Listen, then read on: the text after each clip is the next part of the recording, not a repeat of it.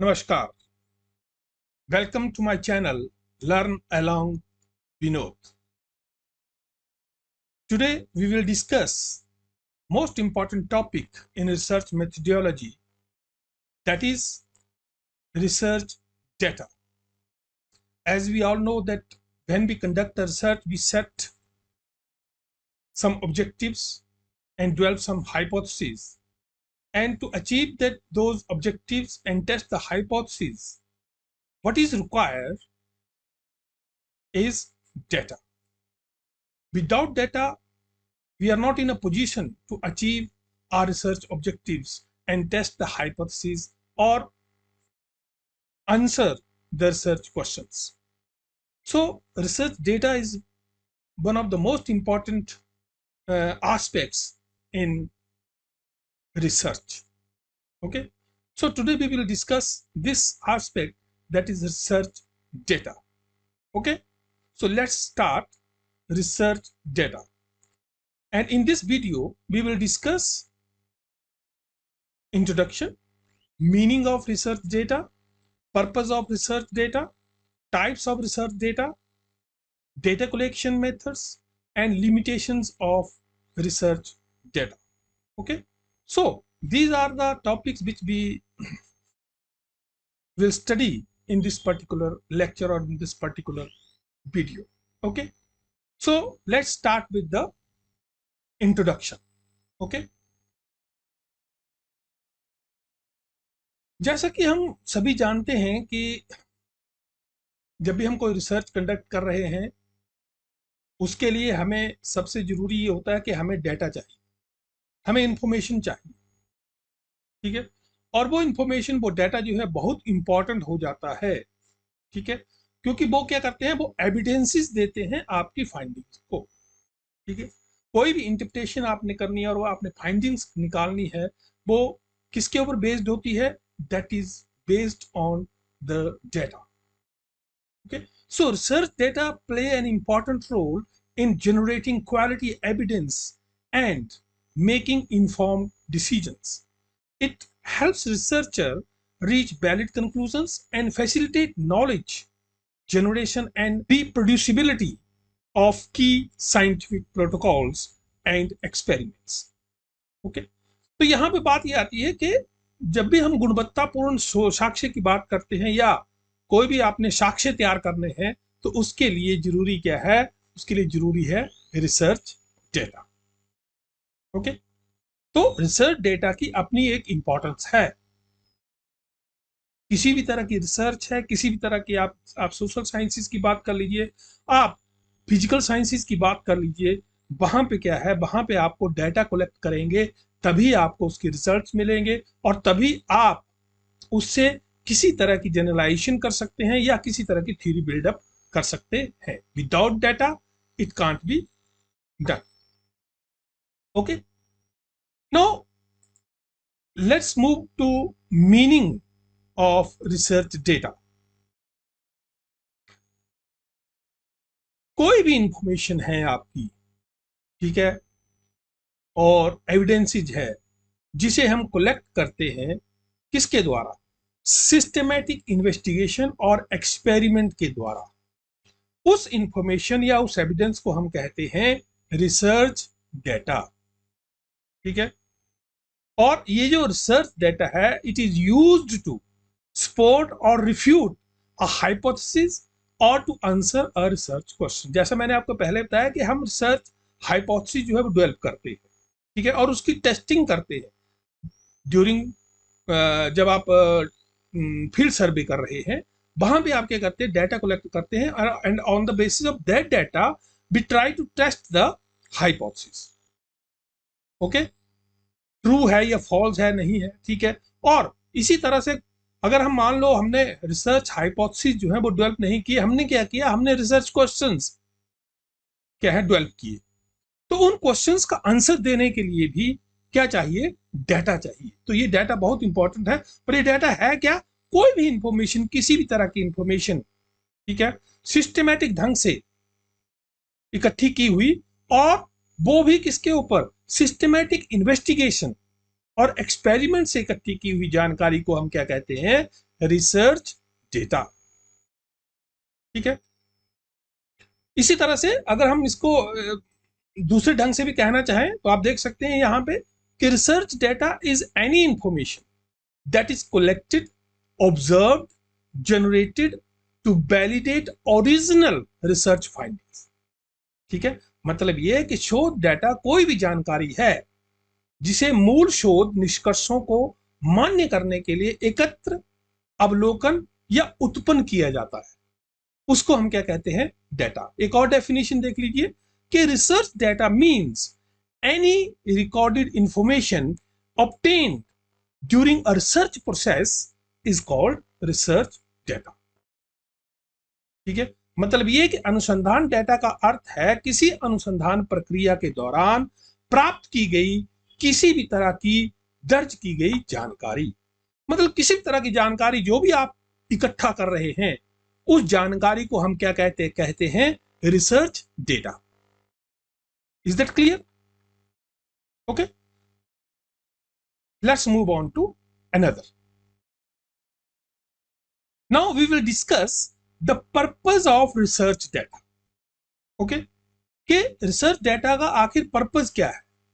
ठीक है, तो जब हम पर्पस की बात करते हैं तो सबसे पहले जो इसका पर्पस है रिसर्च डेटा का वो है आपका सपोर्टिंग साइंटिफिक डिस्कवरीज। ठीक है, मतलब ये कि जो वैज्ञानिक खोज हैं उनका समर्थन करना इसका क्या है, एक पर्पस है, एक उद्देश्य है। ठीक है, तो research data provides the basis for research discoveries and innovations. किसी भी तरह की रिसर्च डिस्कवरीज हैं आपकी, ठीक है, या इनोवेशंस हैं, ठीक है, वो हवा में तो होगी नहीं। वो कैसे होगी, डिस्कवरीज कैसे होगी, जब आप उससे संबंधित किसी तरह की जानकारी इकट्ठा करके या जानकारी उत्पन्न करेंगे। ठीक है,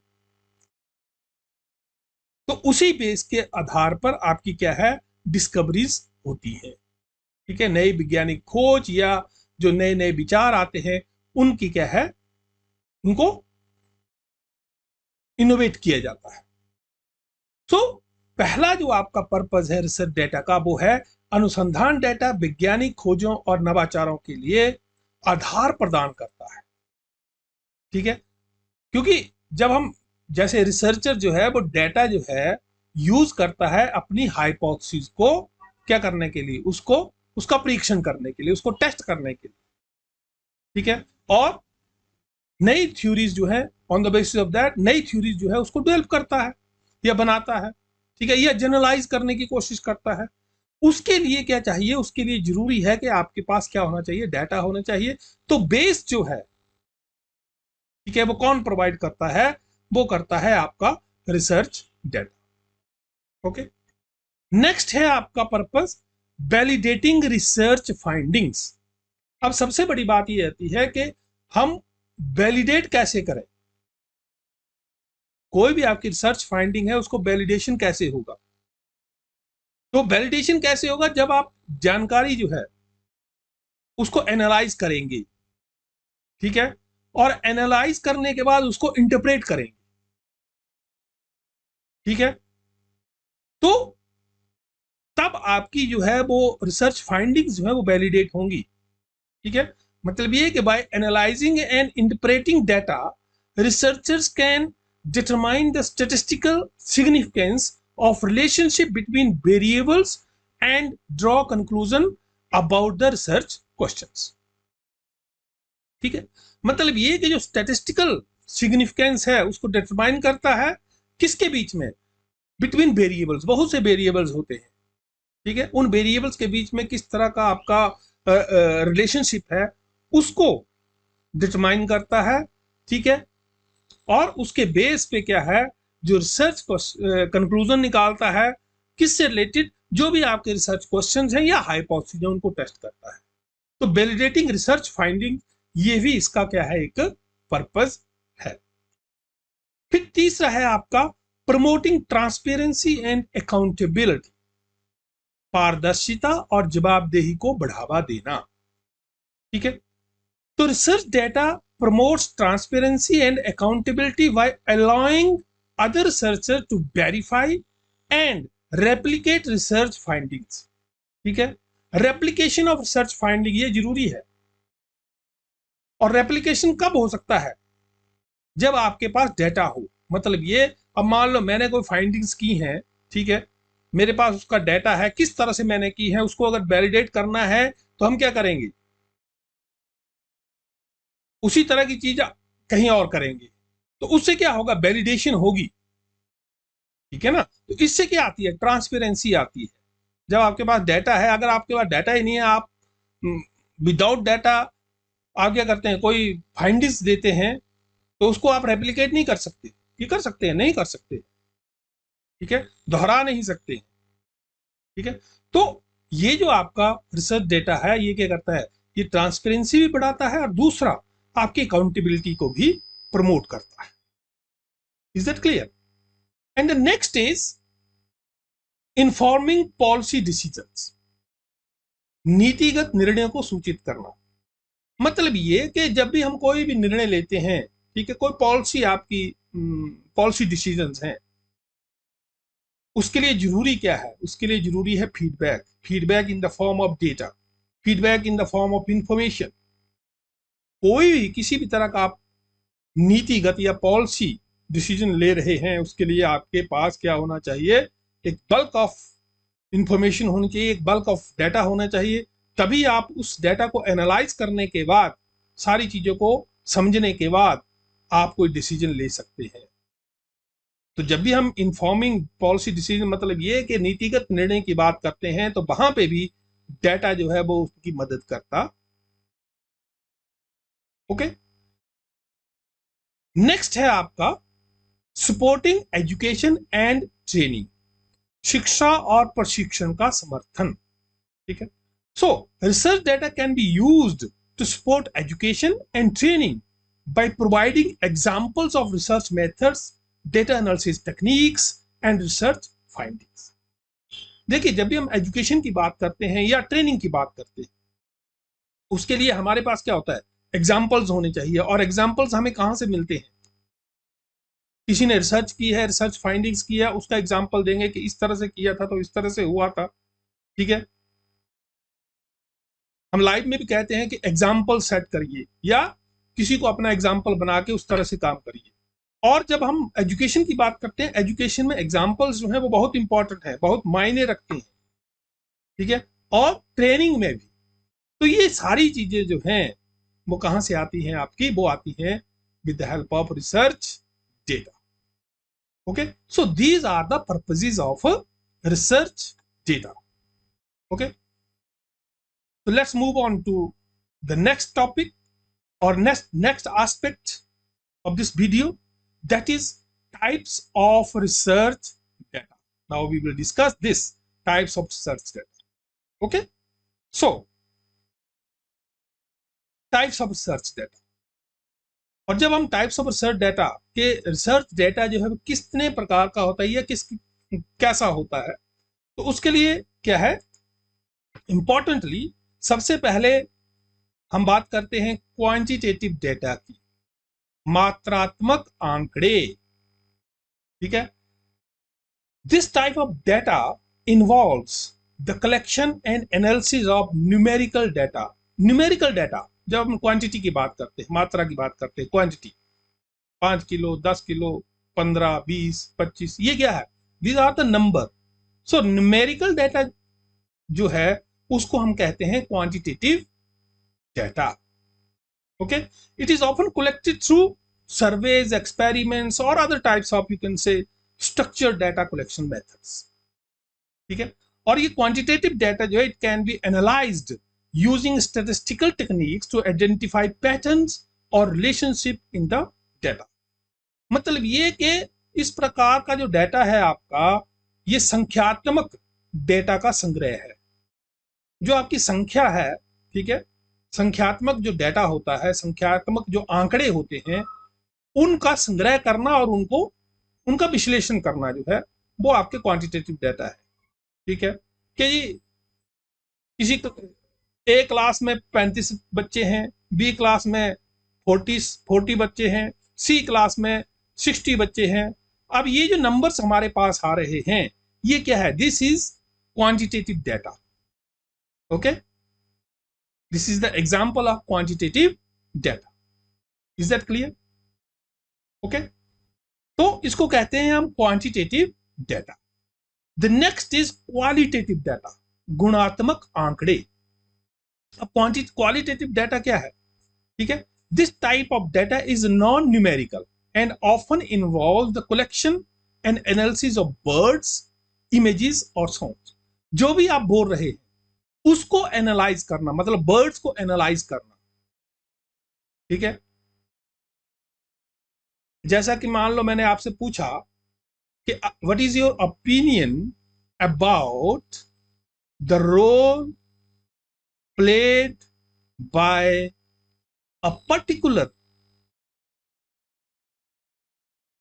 programme in the upliftment of the weaker section of the society. अब वहां पे आप न्यूमेरिकल तो नहीं, आप क्या बोलेंगे? हाँ जी, अच्छा है, इस तरह से काम कर रहा है, इससे लोगों को ये भला हो रहा है, इससे लोगों को ये हो रहा है। तो आप क्या कर रहे हैं? आप आंसर जो है वो कैसे दे रहे हैं? आप आंसर क्या कर रहे हैं? आप बोल के दे रहे हैं। और ये जो आप शब्द बोल रहे हैं, ठीक है, इसी को हम क्या करेंगे? एनालाइज करेंगे और उसके बेस पे फाइंडिंग्स निकालेंगे। तो ये जो है वर्ड्स, इमेजेस हो गए, आपके सामने इमेज रख दी है, आप उसको इमेज को देख रहे हैं, उसके बेस पे आप क्या कर रहे हैं? उसके बेस पे आप कुछ चीज ऑब्जर्व करने के बाद लिख रहे हैं कि ये ऐसे है, इस तरह से है, ये हमें ये चीज दिखा रही है, ये हमें ये इशारा कर रही है।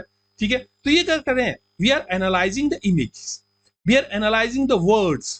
ठीक है, such type of data is called qualitative data. और ये डाटा जो है आप फोकस ग्रुप से भी कर सकते हैं या इंटरव्यू से कर सकते हैं। ठीक है, और सबसे जरूरी है, आप सबसे इंपॉर्टेंट है ऑब्जर्वेशंस। ठीक है, आप ऑब्जर्व करेंगे, ऑब्जर्विंग समथिंग। ठीक है, इस तरह की टेक्निक से आप क्वालिटेटिव डाटा जो है उसको कलेक्ट कर सकते हैं। Is that clear? Next type of data है वो है आपका प्राइमरी डाटा।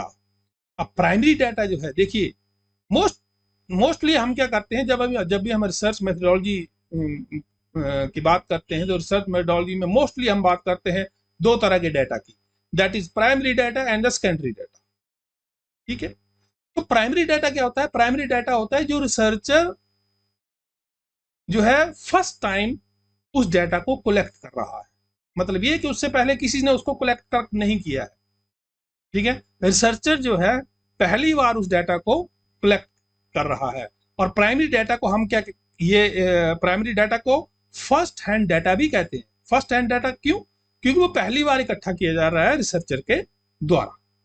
ठीक है, so this type of data is collected by the researcher directly from the source.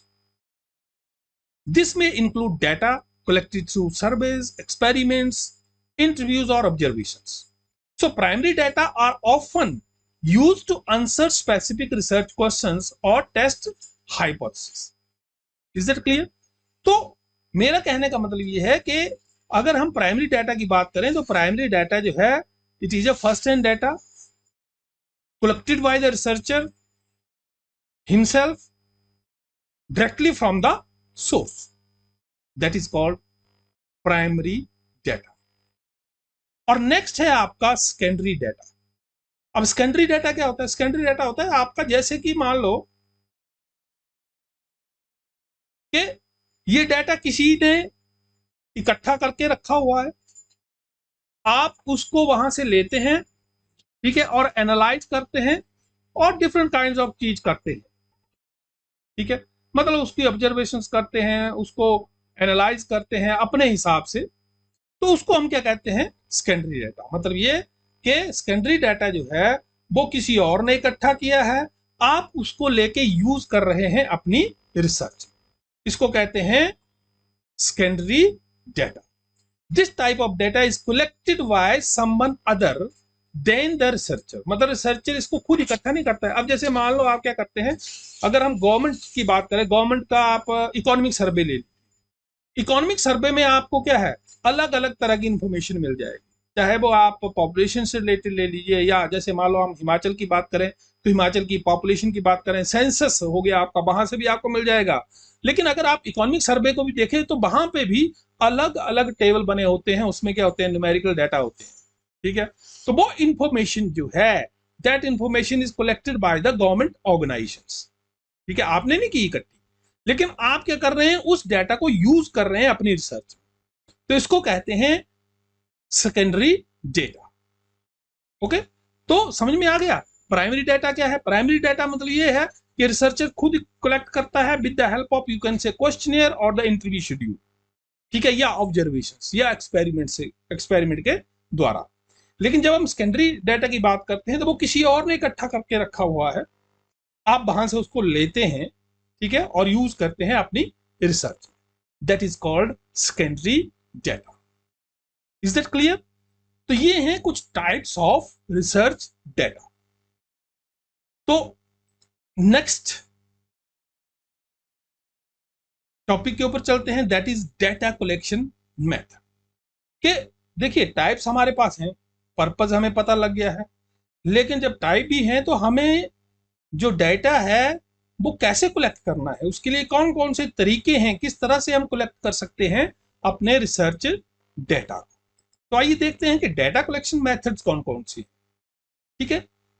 So data collection method, सबसे पहले देखिए सर्वेक्षण, ठीक है। सर्वे is a process of collecting quantity of facts in a systematic and organized manner to report any social problem or situations or facts in a certain area of the society। मतलब ये कि सर्वे क्या है? सर्वेक्षण किसी भी सामाजिक समस्या या समाज के निश्चित क्षेत्र में तथ्यों की स्थिति की रिपोर्ट करने के लिए व्यवस्थित और संगठित तरीके से तथ्यों की मात्रा एकत्रित करने की एक प्रक्रिया है, ठीक है। और इसमें होता क्या है? Where the objectives of the study is to discover information about any social significance through actual public experience, their opinion or feelings। देखिए, जब आपको क्या है, एक्चुअल एक्सपीरियंस लेना है पब्लिक का, ठीक है, या उनकी ओपिनियन आपने कलेक्ट करनी है, ठीक है, आपको उनकी फीलिंग्स जो है उसको देखना है, then you have to use survey method.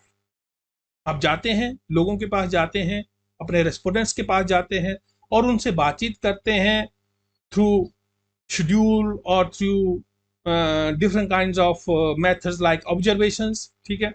और उनसे बातचीत करके क्या है, उनकी फीलिंग्स, उनकी ओपिनियन जो है उनको समझते हैं और कलेक्ट करते हैं। तो this is called survey. Is that clear? Next है आपका इंटरव्यू। देखिए, इंटरव्यू मेथड, इंटरव्यू को तो आप सभी को पता होगा कि इंटरव्यू क्या है, आपका face to face conversation between two or more person. जब आप फेस टू फेस कन्वर्सेशन कर रहे हैं, ठीक है, तो उसको हम इंटरव्यू कहते हैं, ठीक है।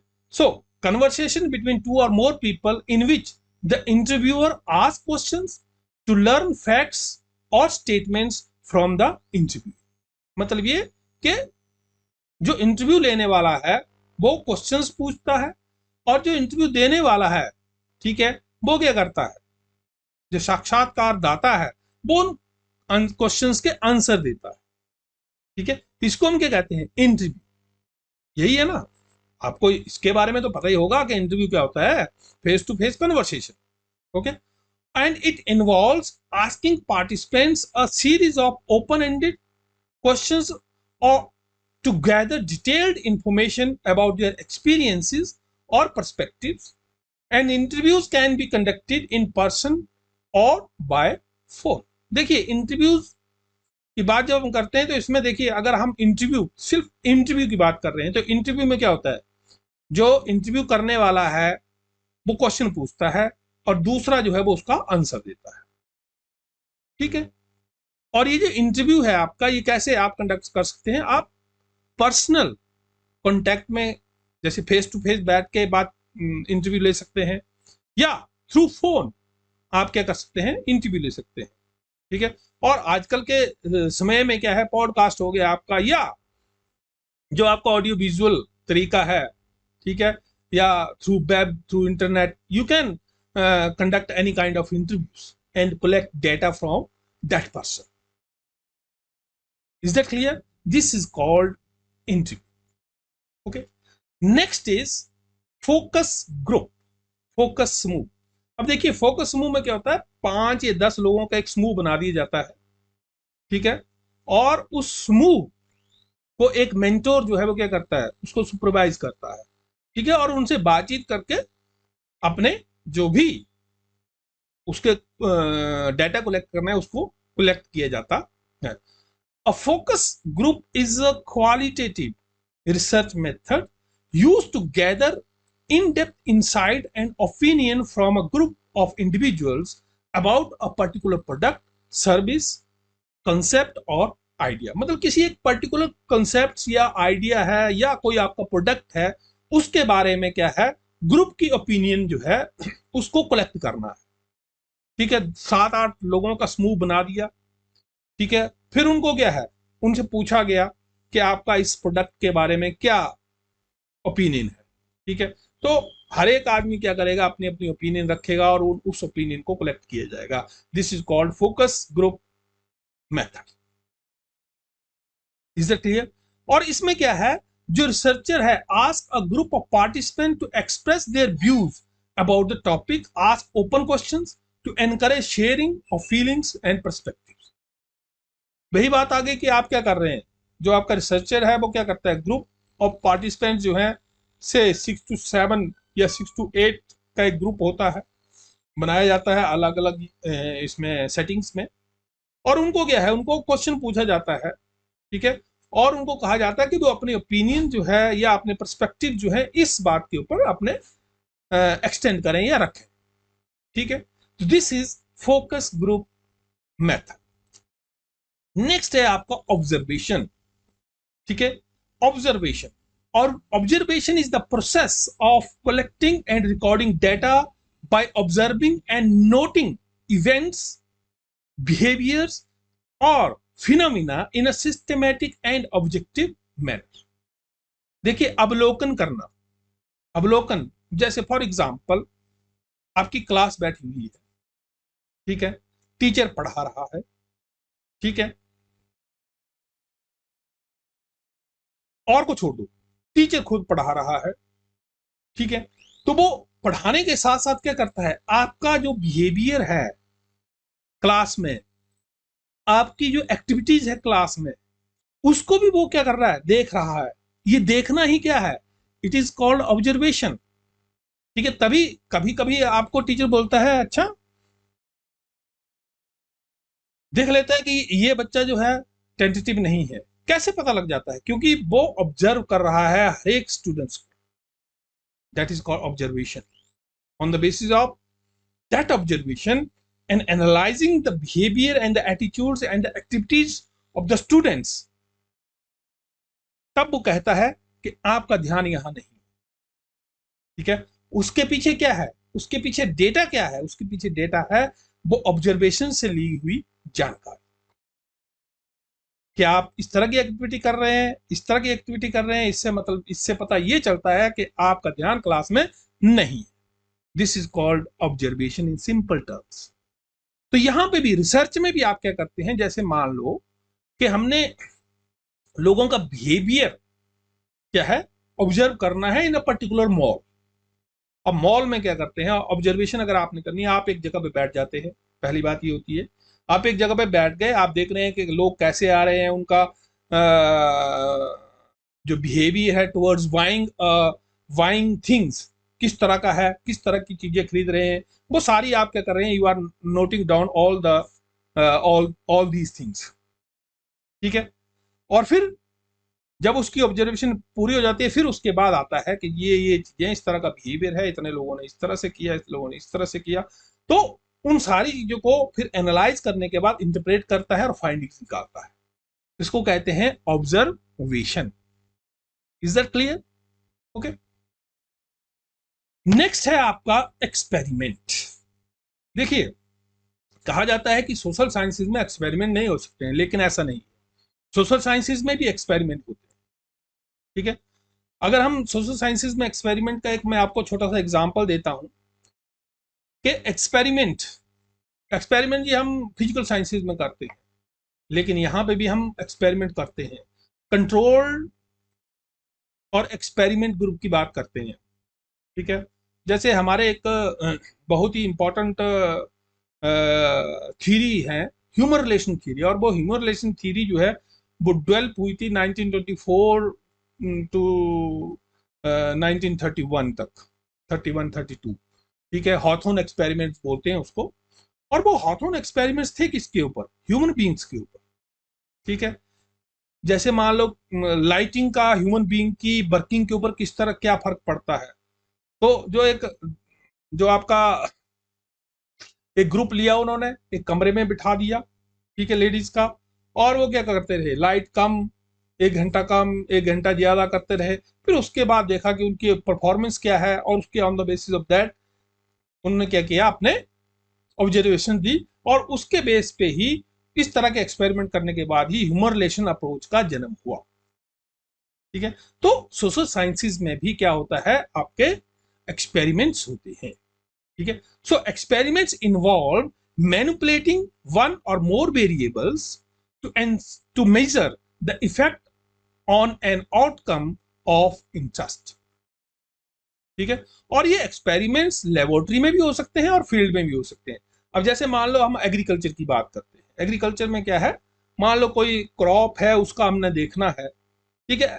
क्रॉप को छोड़ दो, मैं एक छोटा सा घर का एग्जांपल देता हूँ। आप क्या करते हैं कि एक पॉट है, पॉट में आपने पौधा लगाया छोटा सा, ठीक है।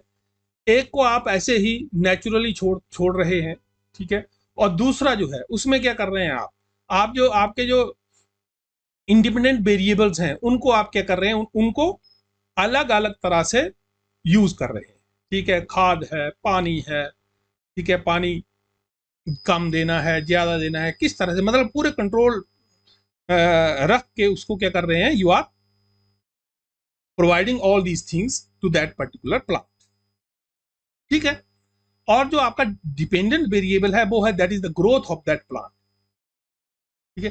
तो आप वहां से पता लग जाएगा कि ये पर्टिकुलर प्लांट जो है जिसको हमने कुछ नहीं किया, ठीक है, और दूसरा जिसको हमने क्या किया, हम समय समय पर खाद भी देते रहे, समय समय पर पानी भी देते रहे, तो उसमें और उसकी ग्रोथ में क्या फर्क आया, ये है आपका एक्सपेरिमेंट, ठीक है। तो इसको कहते हैं हम experiment. Is that clear? Next method है आपका केस स्टडी मेथड। किसी एक पर्टिकुलर चीज को जब आप इन डेप्थ में स्टडी करते हैं, that is called case study method. किसी एक केस को, ठीक है। मान लो जैसे मैं बात करता हूं कि बहुत से गवर्नमेंट कॉलेज है, बहुत से गवर्नमेंट कॉलेज, ठीक है। मान लो कि 100 गवर्नमेंट कॉलेजेस हैं। हम क्या करते हैं, किसी एक कॉलेज को ले लेते हैं, ठीक है। से कांगड़ा का कॉलेज ले लिया, या हमीरपुर का गवर्नमेंट कॉलेज ले लिया, या आपने शिमला का कोई गवर्नमेंट कॉलेज ले लिया, ठीक है, बिलासपुर का कोई गवर्नमेंट कॉलेज ले लिया, ठीक है, किसी एक, और उसको हर एक पहलू को जब हम स्टडी कर रहे हैं उस कॉलेज के, सिर्फ उस कॉलेज के, ठीक है, उसे हम कहेंगे केस। केस किसका? उस कॉलेज का। वो कॉलेज वो है that is treated as a case for the study, okay. In case study is a case study is an in-depth study of any unit from beginning to end. Any individual, family, institution, group, caste, community or nation can be the unit for the purpose of study. ठीक है, मतलब ये चीजें हो सकती हैं आपकी study के लिए। फैमिली हो सकती है, इंस्टीट्यूशन हो सकता है आपका, ग्रुप हो सकता है आपका, कास्ट एज ए केस हो सकता है आपका, ठीक है।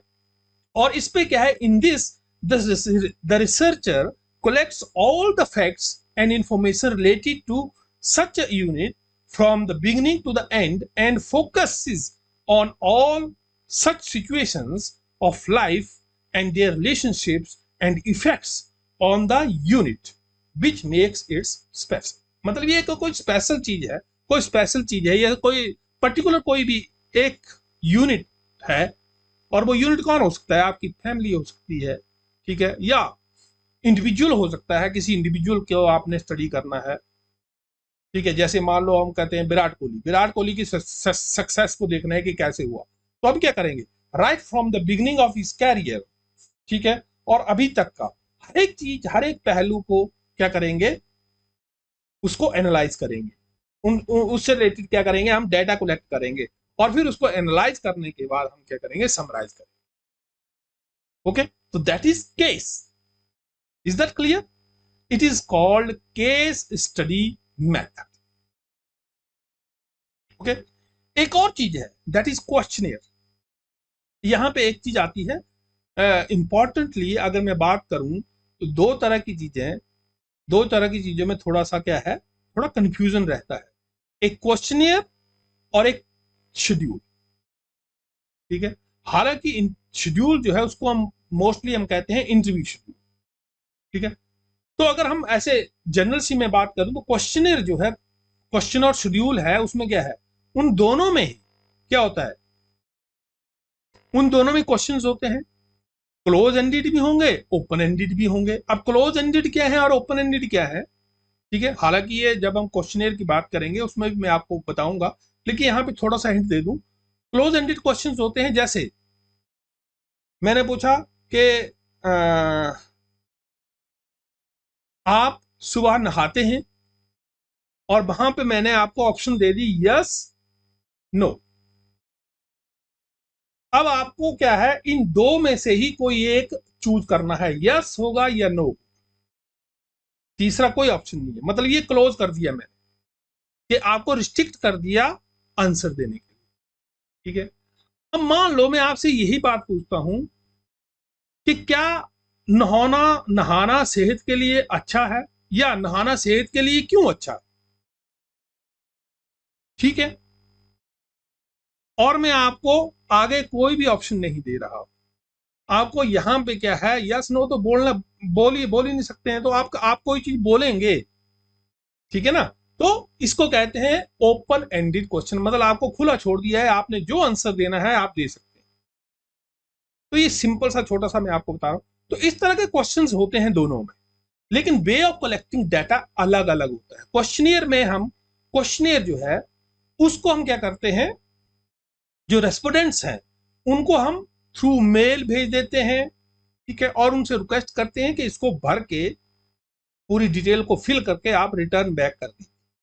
और जब हम दूसरी तरफ इंटरव्यू शेड्यूल की बात करते हैं, तो इंटरव्यू शेड्यूल के लिए जरूरी है कि आप रिसर्चर जो है वो खुद रेस्पोंडेंट्स के पास जाता है, उत्तरदाता के पास जाता है, और वहां पे उससे इंफॉर्मेशन खुद वहां पे उसमें भरता है।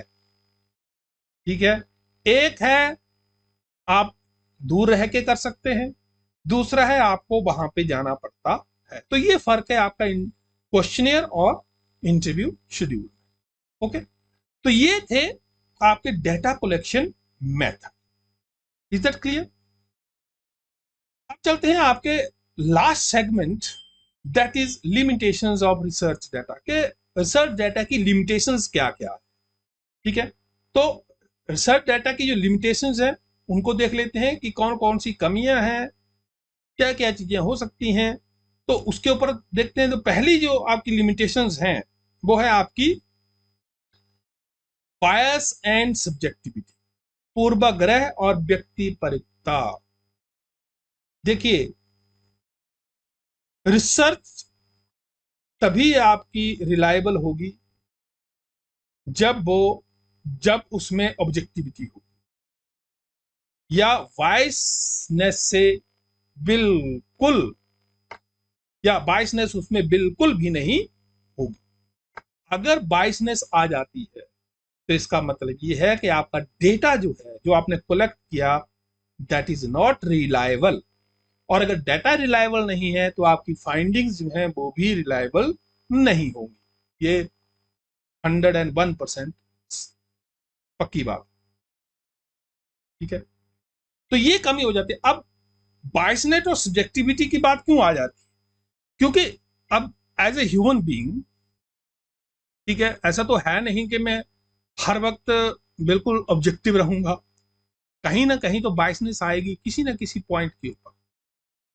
ठीक है, तभी कहा जाता है कि रिसर्चर को क्या करना पड़ता है, ऑब्जेक्टिव रह के काम करना पड़ता है, विदाउट एनी बायस, विदाउट एनी बायसनेस, तभी आपके जो डेटा है वो सही ढंग से क्या होंगे, इकट्ठे हो सकते हैं। ओके, तो किसी तरह की अगर बायसनेस आ जाती है, ह्यूमन बीइंग है, आ जाएगी, तो क्या होगा, आपकी जो डाटा की एक्यूरेसी है, ठीक है, या डाटा की जो रिलायबिलिटी है, उसके ऊपर बहुत बड़ा नेगेटिव इफेक्ट पड़ता है। ओके, दूसरी लिमिटेशन है इसकी इनकम्प्लीट डाटा। कई बार क्या होता है कि जब आप डाटा कलेक्ट करते हैं वो इनकम्प्लीट रह जाता है, ठीक है, तो वहां पे हम क्या करते हैं, फिर कुछ मैनिपुलेशन करने लगते हैं, कोई चीज इस तरह से करते हैं।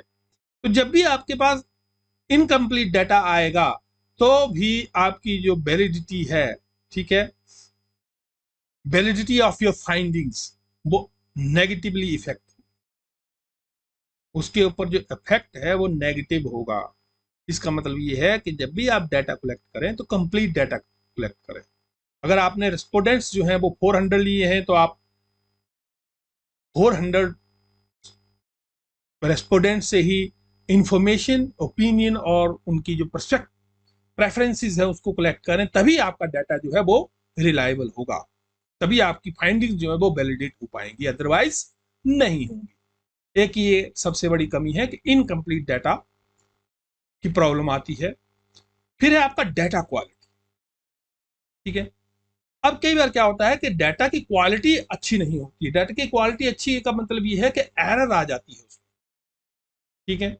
जब आप मेजरमेंट एरर आ गई, ठीक है, या आपने डाटा एंट्री गलत कर दी, कि किसी पॉइंट पे डाटा एंट्री गलत हो गई, ठीक है, हो जाता है, गलती हो जाती है, 5 की जगह 2 लिख दिया, 2 की जगह 9 की जगह 7 लिख दिया, होता है ना।